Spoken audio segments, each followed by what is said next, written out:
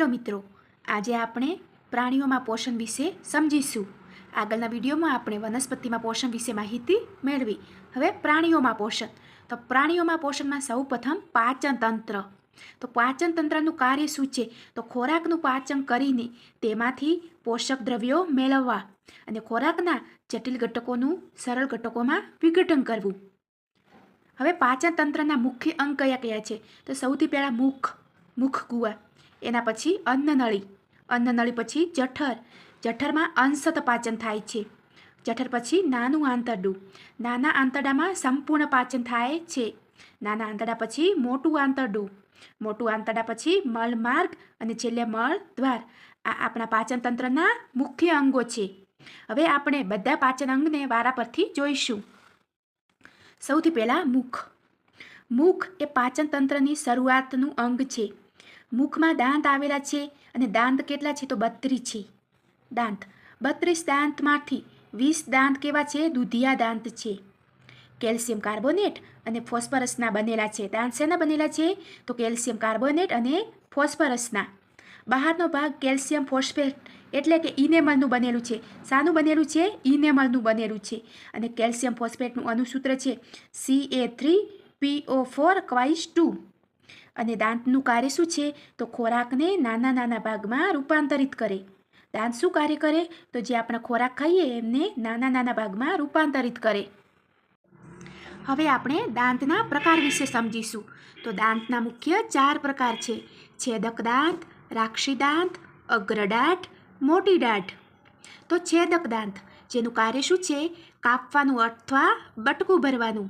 જેના ઉપરના જડબામાં 4 દાંત આવેલા છે અને નીચેના જડબામાં 4 દાંત આવેલા છે. એમ કુલ 8 દાંત આવેલા છે. હવે રાક્ષી દાંત. તો રાક્ષી દાંતનું કાર્ય શું છે? ચીરવાનું અથવા ફાડવાનું. જેના ઉપરના જડબામાં 2 દાંત અને નીચેના જડબામાં 2 દાંત. એમ ટોટલ 4 દાંત આવેલા છે. હવે અગ્રદાંત એટલે કે નાની દાંત, જેનું કાર્ય છે ચાવવાનું, ખોરાકને ચાવવાનું. જેના ઉપરના જડબામાં 4 અને નીચેના જડબામાં 4. એમ ટોટલ 8 દાંત આવેલા છે.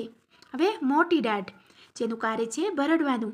જેના ઉપરના જડબામાં 6 અને નીચેના જડબામાં 6. એમ ટોટલ 12 દાંત આવેલા છે. તો આપણે યાદ રાખવાના કે છેદક દાંત 8, રાક્ષી દાંત 4, અગ્ર દાંત 8 અને મોટી દાંત 12. એમ ટોટલ 32 દાંત આવેલા છે. હવે જીભ. તો જીભ એક માંસળ અંગ છે.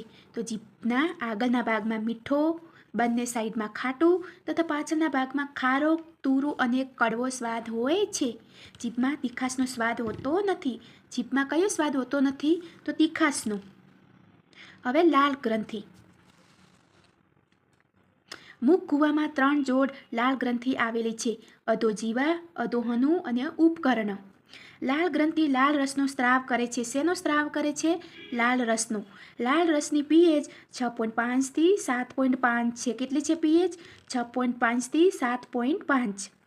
એમાઇલેઝ ટાયલિન ઉત્સેચકનો સ્ત્રાવ કરે છે. લાળ ગ્રંથિ શાનો સ્ત્રાવ કરે?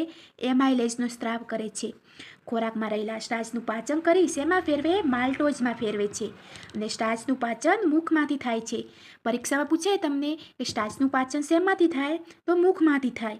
અને માલ્ટેઝને શર્કરા તરીકે પણ ઓળખવામાં આવે છે. આ ખોરાક છે એમાં જે રહેલું સ્ટાર્ચ છે, સ્ટાર્ચનું પાચન કરી શેમાં ફેરવવામાં આવે? માલ્ટોઝમાં. માલ્ટોઝનું બીજું નામ શું છે? તો શર્કરા. હવે અન્નનળી. તો અન્નનળી ખોરાકને જઠર સુધી લઈ જાય છે. શું કરે છે? અન્નનળી ખોરાકને જઠર સુધી લઈ જાય છે. અન્નનળીની લંબાઈ 23 થી 25 સેન્ટીમીટર લાંબી છે. જ્યારે કંઠનળી એ 12.5 સેન્ટીમીટર લાંબી છે. કેટલી છે? 12.5. અન્નનળી અને શ્વાસનળી વચ્ચે એક પડદો આવેલો છે, જેને શું કહે? ઘાટી ઢાંકણ કહે, જે ખોરાક આવતા શ્વાસનળીને બંધ કરે છે. આ ઘાટી ઢાંકણનું કામ શું છે? જેવો આપણે ખોરાક ખાઈએ એટલે આપણી જે શ્વાસનળી છે એને શું કરે છે? બંધ કરે છે. હવે પાચન તંત્રના તબક્કા. તો પાચન તંત્રના 5 તબક્કા છે: અંતઃગ્રહણ, પાચન, શોષણ, પરિપાચન અને જળ નિર્માણ. કેટલા તબક્કા છે? તો 5. અંતઃગ્રહણ, પાચન, શોષણ, પરિપાચન અને મળ નિર્માણ.